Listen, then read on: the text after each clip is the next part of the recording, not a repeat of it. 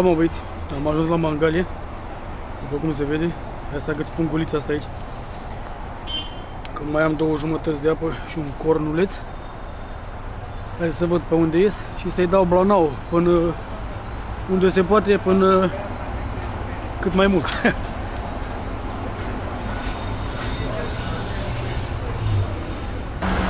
Băi, și azi e foarte cald și mâine și poi mâine 23 de grade, 24. O toamnă frumoasă, cum nu se putea mai frumoasă. Uite, nenea merge pe trotuar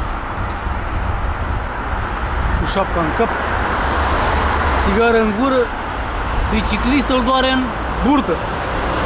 Azi estimez să fac măcar 70 de kilometri de aici din Mangalia. Acum, na, nu știu ce să zic. Traseul total e de 124 de kilometri, dar îl fac din 2 zile, pe bucăți. Azi, nu știu, 70, 65, cât se poate. Și mâine mă trezesc dimineață, evident am luat cortul, iar îi dau cu cortul. Și plec în continuare până la Forest Stone. Hai, tataie. Nu e grabă. În 3 zile mă duc, vizitez Forest Stone și după aia mă întorc. Duminică seară am tren la 6 sau 6 jumate din Mangalia și mai este unul la 8 fără 10. Pe ăla de 8 fără 10 sigur îl prind, dacă nu îl prind pe ăla de 6. Așa. Vremea e bună, totul e să nu plouă, că am văzut ceva în zona Cavarna, duminică. Ceva ploaie, dar poate se mai schimbă. Azi e abia vineri. Ora 11 și 12 minute. 30 septembrie. Mâine este 1 octombrie.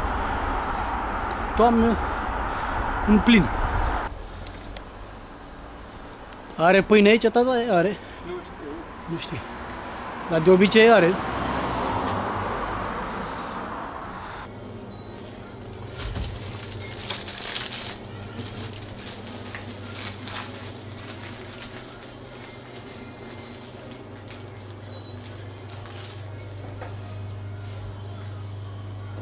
Mamă, 6 lei, dar ce preț erau ăștia, mă, frate?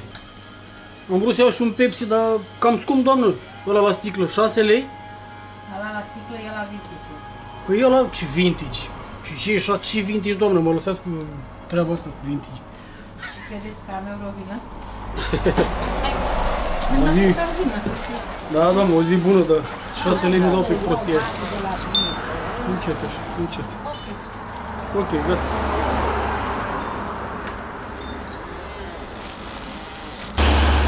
Doamne, Iisuse Hristoase, 6 lei, o sticlă de 0,25, sticlă, de Pepsi, auzi, 6 lei, că e vintage. Ce vintage, femeie, suntem în 2020, măleși, ce vintage, doar nu l-ai, Pepsi ăla nu stă de 30 de ani de când zici tu că e vintage. Că seamănă sticla cu alea, nu are nicio treabă că seamănă, e o sticlă fabricată oricum anul ăsta, maxim anul trecut, dar același Pepsi care e în sticlele de 2 litri, știi ce zic? Doar că l-am pus în sticle de astea, să fure ochiul românului. Vintage, 6 lei, nici în Mamaia nu e 6 lei și vorba aia. Iar aici în 2 mai nici măcar nu mai e...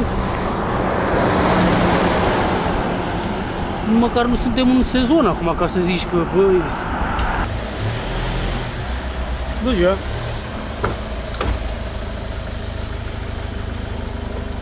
Vezi? Aia durează foarte repede, 5 secunde cât. Verifică la buletinul electronic și gata. Șabla, 23 de kilometri până la Șabla. Mamă, ce soare! Oh. Da, merge. E bună că e pe disc. Super, XTR, da. XTR ai pe ea? Da. Da, am băgat 4000 300 de euro. A? Da, da, e ca lumea. Nu am treabă, da. Da. Să ai drumuri bune. Mersi la fel. Fugi. Așteaptă nevastă. Da, da, geograf, nicio problemă. Pa. Oamenii ăștia n-au mere. Numai legume. Mere vreau, doamnă, dacă înțelegeți. Hubă, haide. Yo, what's up? După niște ore de pedalat, măi băieți. Deci din gara de la Mangalia și până aici am făcut 3 ore și 15 minute. Am intrat în Cavarna. Uite că scrie aici după tirul ăsta.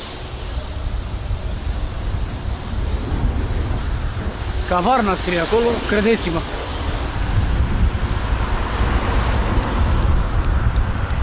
Uite, o să opresc aici să fac și o pozică. Și aia e. Asta e harta orașului. Evident în culorile Bulgariei. Frățiorilor, am ajuns în Balcic. Mă duc să iau ceva de păpică. Și după aia îi mai dau un pic. E 4,25. Îi mai dau până pe la 6 și un pic. Ce priveliște aici, mă băieți, ați văzut?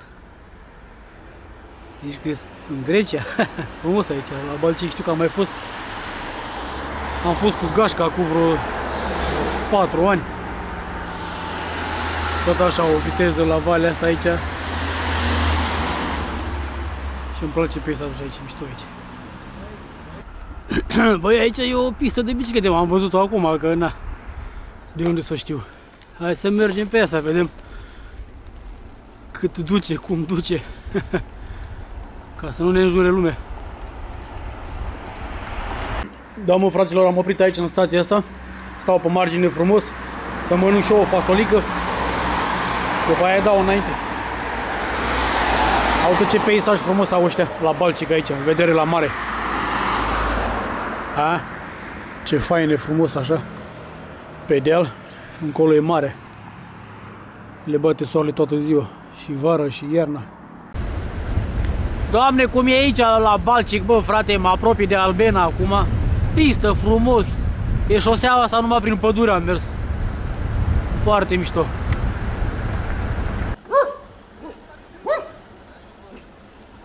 Da, mă, fraților, am venit pe plajă. O să dorm pe plajă ca boschetarii.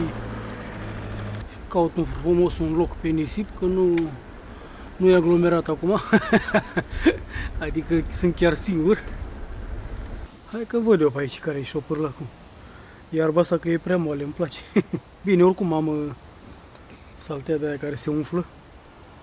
Specială pentru plimbărezi ăștia.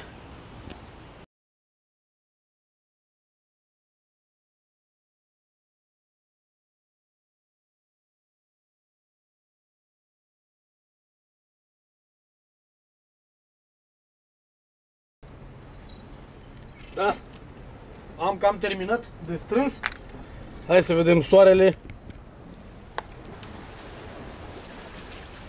și mare. Soarele încă n-a ieșit. O să iasă. E 7 fără un sfert. Aici am dormit pe digul ăsta care duce încolo și după aia iese pe cheu încolo, pe mal. A fost dos, uite, sunt pereții ăștia.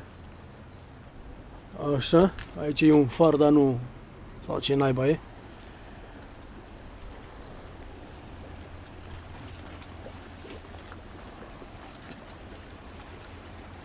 Cam asta e treaba. Eu am plecat, că mai am de pedalat încă în jur de 20 de kilometri. Bă, dar ce văd eu aici? Fetițe? Bă, dar stă pe scaun.